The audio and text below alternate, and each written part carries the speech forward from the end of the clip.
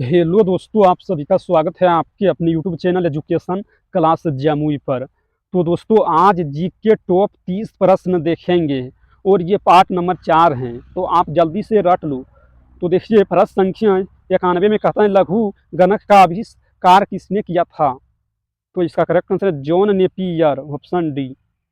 और प्रश्न संख्या 93 में कहता है अपराध अन्वेषण में डीएनए टेस्ट क्या सिद्ध करता है?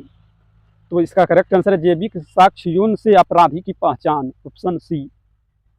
और प्रश्न संख्या 93 में कहता है मानवाधिकार संरक्षण अधिनियम 1993 के तहत राष्ट्रीय मानवाधिकार आयोग का मुख्यालय कहाँ होगा? तो इसका करेक्ट आंसर है दिल्ली में, ऑप्शन बी। और प्रश्न संख्या 94 में कहता है राज्यपाल मंत्री परिषद की सलाह पर कब काम करेंगे? तो इसका करेक्ट आंसर विधानसभा को भंग करते समय, ऑप्शन ए। और प्रश्न संख्या 95 में कहता है प्रकाश भीरुता किसकी कमी के कारण होती है? तो इसका करेक्ट आंसर विटामिन बी2 की कमी से, ऑप्शन बी। और प्रश्न संख्या 96 में कहता है गुप्त काल की प्रसिद्ध महिला शासक थी? तो इसका correct answer Prabhavati, option C. और प्रश्न संख्या 97 में कहता है वर्धमान महावीर ने परिनिर्वाण कहाँ प्राप्त किया? तो इसका करेक्ट आंसर है पावापुरी में, ऑप्शन ए। और प्रश्न संख्या 98 में कहता है भारत के उच्चतम न्यायालय की केंद्र और राज्यों के बीच विवाद का निपटारा करने की शक्ति किसके अंतर्गत आती है? तो इसका करेक्ट आंसर मौलिक अधिकारिता, ऑप्शन ए। और प्रश्न संख्या 99 में कहता है सीमांत राजस्व क्या है? तो इसका करेक्ट आंसर है अतिरिक्त यूनिट की बिक्री पर प्राप्त राजस्व को, ऑप्शन सी। और प्रश्न संख्या 100 में कहता है राजनीति विज्ञान किसका विज्ञान है? तो इसका करेक्ट आंसर सामाजिक इंजीनियरी, ऑप्शन सी। और प्रश्न संख्या 101 में कहता है भारतीय संविधान में उल्लिखित स्वतंत्रता, समानता और बंधुता की संकल्पना किससे प्रेरित है? तो इसका करेक्ट आंसर फ्रांस के संविधान, ऑप्शन ए। और प्रश्न संख्या 102 में कहता है किस राज्य में वनों का सर्वोच्च प्रतिशत है? तो इसका करेक्ट आंसर है मिजोरम, ऑप्शन बी। और प्रश्न संख्या 103 में कहता है धर्म के बारे में यह किसने कहा था कि यह जनता की अफीम है? तो इसका करेक्ट आंसर है मार्क्स ने, ऑप्शन डी। और प्रश्न संख्या 104 में कहता है पलासी की लड़ाई किसके बीच लड़ी गई थी? तो इसका करेक्ट आंसर है सिराजुद्दौला और रॉबर्ट क्लाइव, ऑप्शन सी। और प्रश्न संख्या 105 में कहता है किस गवर्नमेंट ऑफ इंडिया एक्ट द्वारा केंद्र में देश देश शासन लागू किया गया था? तो इसका करेक्ट आंसर 1935 में, ऑप्शन बी।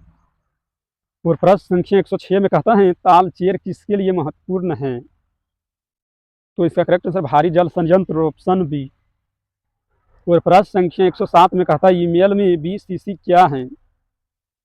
तो इसका करेक्ट आंसर है blind carbon copy, option D. और प्रश्न संख्या 108 में कहता है एलिफेंटा के प्रसिद्ध शैलकृत मंदिरों का श्रेय दिया गया है? तो इसका करेक्ट आंसर चालुक्यों को, ऑप्शन डी। और प्रश्न संख्या 109 में कहता है अकबर का प्रसिद्ध राजस्व मंत्री कौन था? तो इसका करेक्ट आंसर है टोडरमल, ऑप्शन सी।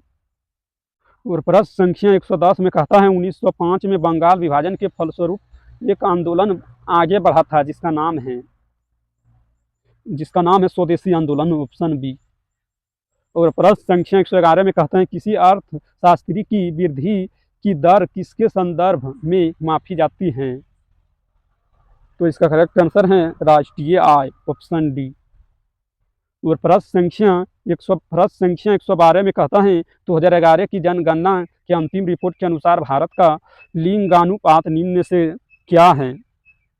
तो इसका करेक्ट आंसर है 943/1000, ऑप्शन बी।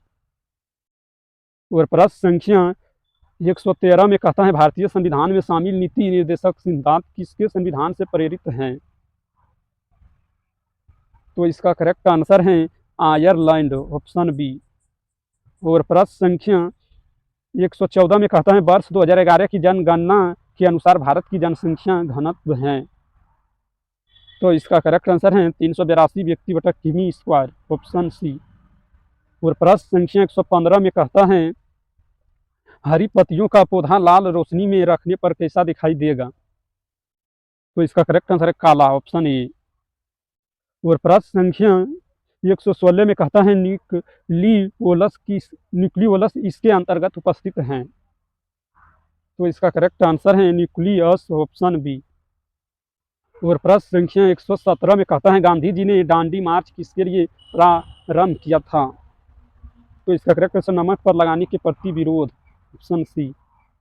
और प्रश्न संख्या 118 में कहता है महमूद गजनी का प्रसिद्ध अंतिम अभियान किसके विरुद्ध था। तो इसका करेक्ट आंसर है सोमनाथ, ऑप्शन सी। और प्रश्न संख्या 119 में कहता है जलियांवाला बाग हत्याकांड से कौन सा ब्रिगेडियर संबंध था। तो इसका correct answer General Dyer, option C. और प्रश्न संख्या 120 में कहता है महाभारत का फारसी में अनुवाद किसने किया था। तो इसका correct answer Badayuni, option C. अगर इस वीडियो पसंद आए तो लाइक करना और इस चैनल पर पहली बार हैं तो चैनल को सब्सक्राइब करना, ताकि जब भी वीडियो डालेंगे तो उसका नोटिफिकेशन आप तक पहुंचेगा और आप सबसे पहले देख पाएंगे।